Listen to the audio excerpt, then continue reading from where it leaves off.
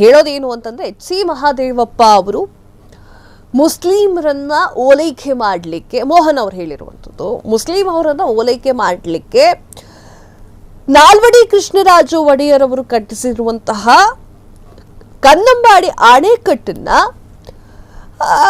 ಟಿಪ್ಪು ಸುಲ್ತಾನ್ ಅವರು ಕಟ್ಟಿಸಿದ್ದು, ಶಂಕುಸ್ಥಾಪನೆ ಮಾಡಿದ್ದು ಎನ್ನುವಂತಹ ಮಾತಾಡಿದ್ರು. ಇಟ್ಸ್ ನಾಟ್ ಗುಡ್ ಅನ್ನುವಂತಹ ವಿಚಾರವನ್ನ ಮೋಹನ್ ಹಿಂದೂಪರ ಕಾರ್ಯಕರ್ತರು ಮಾತನಾಡಿರುವಂತಹ ಮಾತು.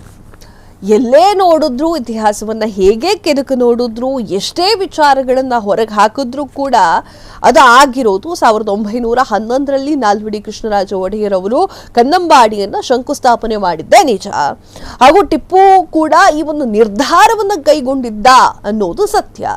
ಆದರೆ ಎಲ್ಲೂ ಕೂಡ ಯಾವ ಇತಿಹಾಸದಲ್ಲೂ ಕೂಡ ಟಿಪ್ಪು ಸುಲ್ತಾನ್ ಕನ್ನಂಬಾಡಿ ಆಣೆಕಟ್ಟನ್ನ ಕಟ್ಟಿಲ್ಲ ಅನ್ನೋದೇ ಇದೆ ಹೊರತು ಕಟ್ಟಿದ್ದಾನೆ ಅಂತ ಹೇಳಿ ಎಲ್ಲೂ ಇಲ್ಲ.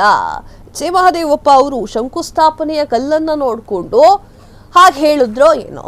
ಇತಿಹಾಸವನ್ನ ಈಗ ನಾವು ಹೇಳಬೇಕು. ಅವ್ರು ಹೇಳಿದ್ರಲ್ವಾ, ಇತಿಹಾಸವನ್ನ ಒಮ್ಮೆ ನೋಡಿ.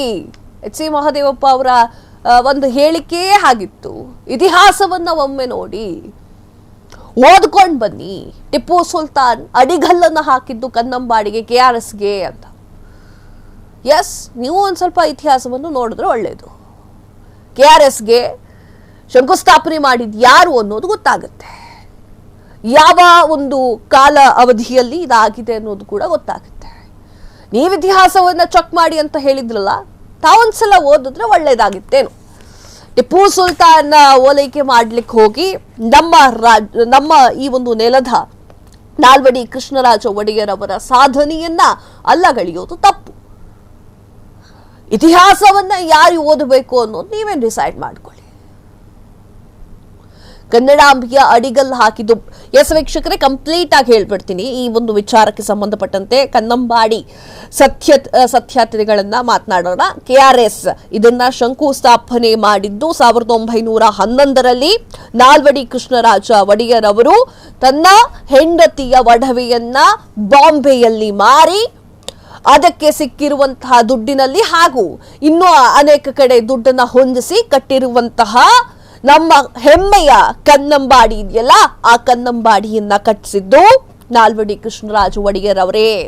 ಆದರೆ 1794ರಲ್ಲಿ ಈ ಒಂದು ಕಾವೇರಿ ನದಿಗೆ ಅಣೆಕಟ್ಟನ್ನ ಕಟ್ಟಬೇಕು ಅಂತ ಹೇಳಿ ನಿರ್ಧಾರವನ್ನ ಮಾಡಿಕೊಂಡಿದ್ದು ಟಿಪ್ಪು ಸುಲ್ತಾನ್.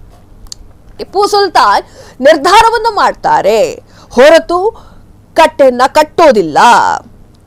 ಹಾಗೆ ಕಾವೇರಿ ನದಿಗೆ ಅಣೆಕಟ್ಟು ಕಟ್ಟಲಿಕ್ಕೆ ನಿರ್ಧಾರವನ್ನ ಮಾತ್ರ ಕೈಗೊಂಡಿರ್ತಾರೆ ಹೊರತು ಯಾವುದೇ ಕೆಲಸಗಳು ಕೂಡ ಅಲ್ಲಿ ನಡೆದಿರೋದಿಲ್ಲ.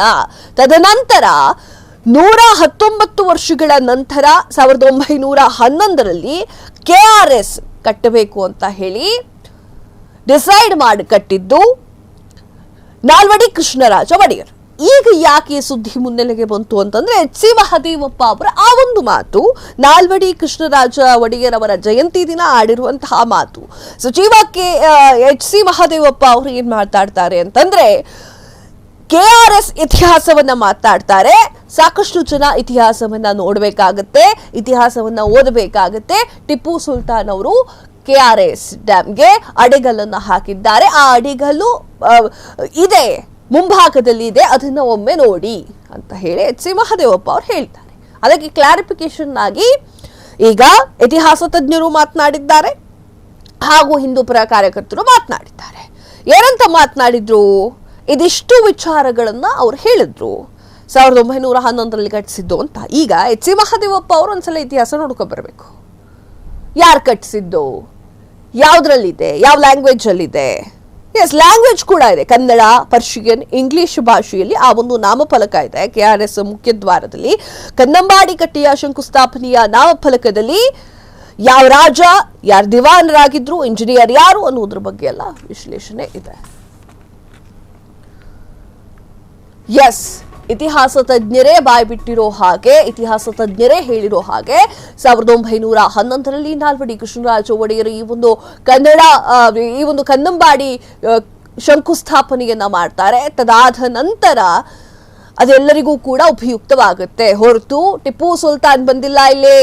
ಟಿಪ್ಪು ಸುಲ್ತಾನ್ ಯೋಚನೆಯನ್ನ ಮಾಡಿದ್ರು ಅಷ್ಟೇ. ಟಿಪ್ಪು ಸುಲ್ತಾನ್ ಇಲ್ಲಿ ಎಲ್ಲೋ ಬಂದು ಶಂಕುಸ್ಥಾಪನೆ ಮಾಡಿಲ್ಲ, ಯಾವುದೇ ಕಟ್ಟಡವನ್ನ ಕೂಡ ಕಟ್ಟಿಲ್ಲ.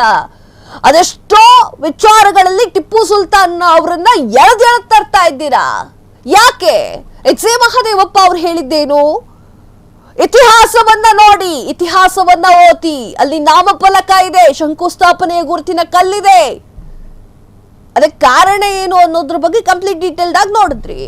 ಒಂದೇ ಒಂದು ಕ್ಷಣ ಮಾತ್ರದಲ್ಲಿ, ಒಂದೇ ಒಂದು ಭಾಷಣದಲ್ಲಿ ಎಚ್ ಸಿ ಮಹದೇವಪ್ಪ ಅವರು ಇತಿಹಾಸನೇ ತಿರ್ಗಾ ಮುರ್ಗಾ ಮಾಡ್ಬಿಟ್ಟಿದ್ರು. ಕನ್ನಡದ ಜನತೆಗೆ ಕನ್ಫ್ಯೂಷನ್ ಶುರುವಾಗ್ಬಿಟ್ಟಿತ್ತು. ಒಂದೇ ಒಂದು ಭಾಷಣದಲ್ಲಿ ಇತಿಹಾಸವನ್ನೇ ಬದಲು ಮಾಡಿದಂತಹ ಎಚ್ ಸಿ ಮಹದೇವಪ್ಪ ಅವರೇ ಒಂದ್ಸಲ ಇತಿಹಾಸವನ್ನ ನೋಡಿ. ನಿರ್ಧಾರವನ್ನ ಕೈಗೊಂಡಿದ್ದು ಟಿಪ್ಪು, ಕಟ್ಟಿರುವುದು ನಮ್ಮ ನೆಲದ ರಾಜರು. ಕ್ಷಣ ಕ್ಷಣದ ಸುದ್ದಿಗಳಿಗಾಗಿ ಫ್ರೀಡಂ ಟಿವಿ ಸಬ್ಸ್ಕ್ರೈಬ್ ಮಾಡಿ, ಲೈಕ್ ಮಾಡಿ ಹಾಗೂ ಫಾಲೋ ಮಾಡಿ. ಹೊಸ ಸುದ್ದಿಗಳ ನೋಟಿಫಿಕೇಶನ್ಗಾಗಿ ಬೆಲ್ ಐಕಾನ್ ಮೇಲೆ ಕ್ಲಿಕ್ ಮಾಡಿ.